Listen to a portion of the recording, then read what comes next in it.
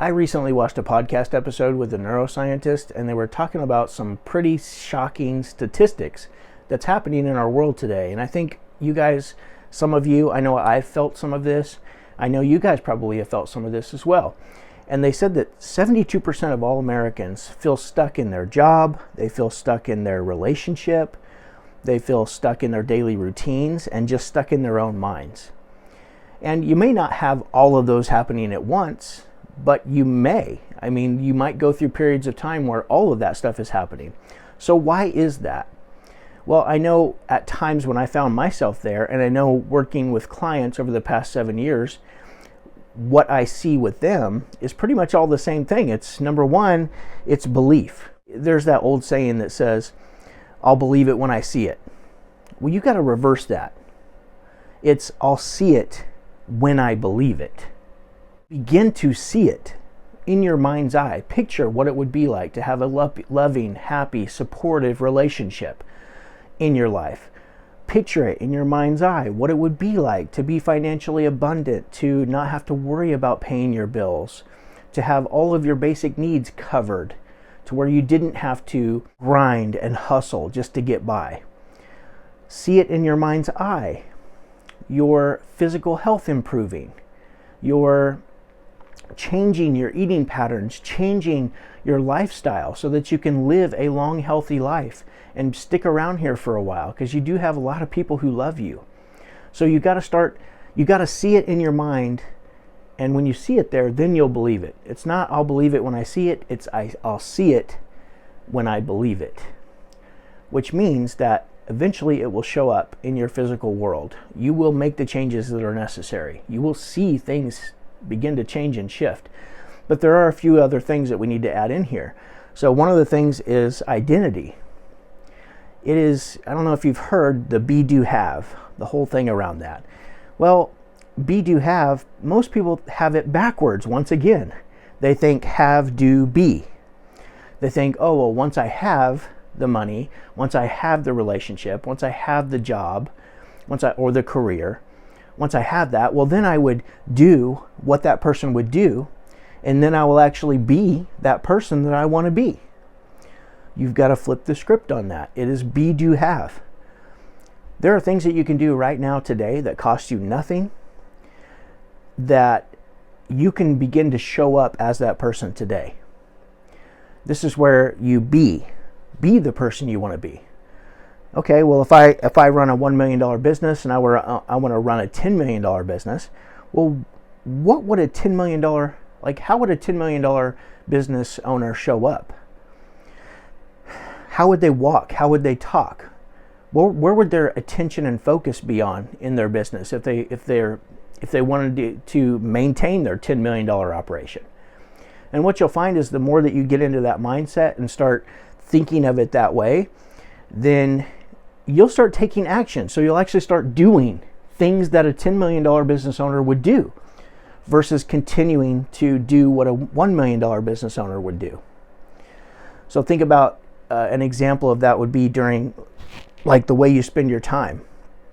Well, a $1 million business owner might spend a lot of their free time scrolling or doing Netflix and chilling, where a $10 million business owner would be taking that time to look at their financials, or to create a new training for their team, or to create a new process, or to restructure some existing processes, or to go talk to people and create relationships and build rapport to expand the number of people in their area that know about their services.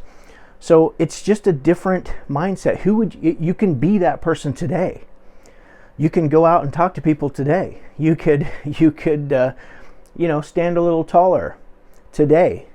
You can speak with authority today. You don't need permission for that.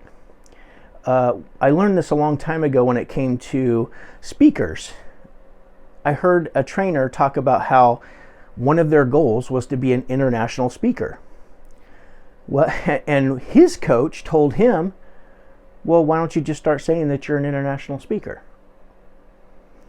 And that blew his mind. He's like, well, I don't want to lie. It's like, well, if you got a job to go speak internationally overseas, would you? Yeah. Okay, you're an international speaker. So he started calling himself that. And within a matter of weeks, I don't even think it took months, he got a phone call to go speak overseas. And all of a sudden, now he's an international speaker. But he chose to live in that identity now, to be that person now, and to call himself that. Unapologetically.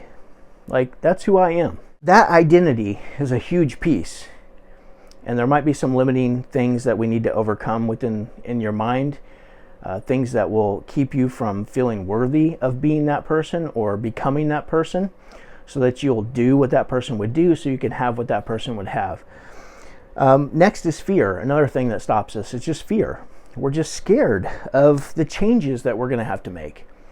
And one of my mentors always says that disruption always follows intention, which just means that as soon as we place our intention on making the changes that we need to do, it's inevitable. Things will show up in our path. Some of those things were always there, and we just didn't see them before because we weren't actually being intentional about taking steps towards what we want to become that person. So those things some of them were already there. Some of them just show up unexpectedly. And the reality is if you're going to be that person, then you would have to overcome those steps anyways. So you can't look at it as a negative thing. You just have to make sure that you're intentional and you stay focused and you work your way through it. So no challenge, obstacle, or roadblock will stop you anymore when you're living from that intention. Another fear would be, I've talked about the loss pain. So what if I change? Well, then if I do change, I may lose some close relationships to me. People will look at me different. I may be judged. And if we get past that, then we move into process pain. It's like, okay, well, I'm going to have to do some things that I'm not used to doing. And the sheer process of it is going to be painful. And that's a decision you have to make. Like, do you really want what you say you want or not? Because if you really want it, you'll go through whatever you want to call pain. Most of the time, it's not even that painful.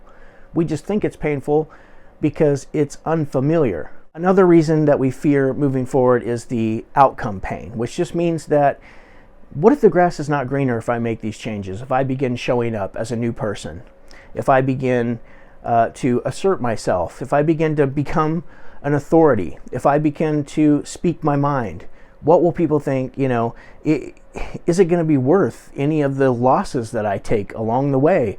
Or people thinking about me differently or talking about me differently? Is it going to be worth it? Is the grass actually greener on the other side? And there's numerous other fears. Some of them are just ridiculous things that we make up in our mind. It's valid to you. I get it. But it's really going to come down to a decision. Do you really want this or not? Next thing that stops us is just excuses. We just make excuses. We blame, complain, justify, defend, and excuse make. To give reasons, and we focus on the reasons instead of focusing on the results, which is another internal shift that we have to make. Like, it doesn't matter why you didn't hit your goals. It doesn't matter what the weather is doing, if it's cooperating or not. It doesn't matter if your team is cooperating or if you have the amount of support that you would like to have within your immediate circle of people that you can influence. None of that matters.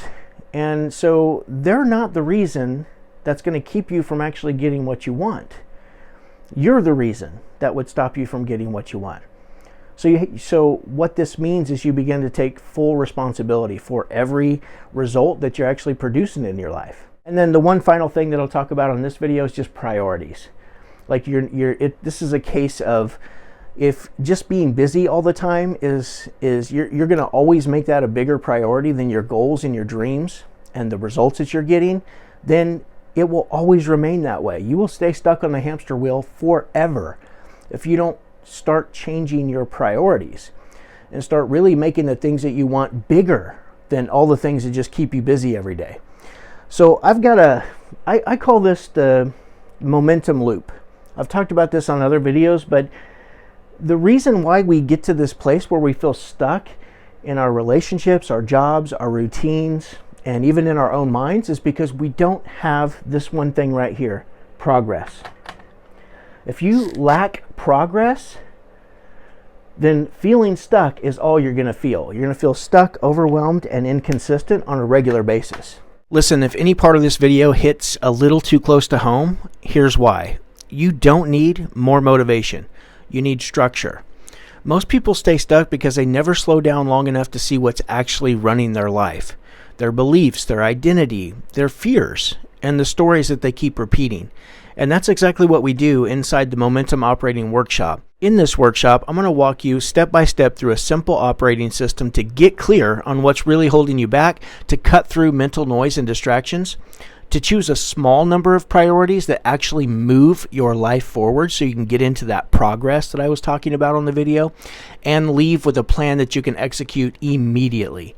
This isn't hype, it's not theory, it's a reset. So guys, if you're tired of feeling busy, but you're not seeing the progress in your life, click the link in the description and register for the MOS Workshop. In this workshop, we're going to stop thinking about change and start actually creating it. The link is right below this video. I'll see you there.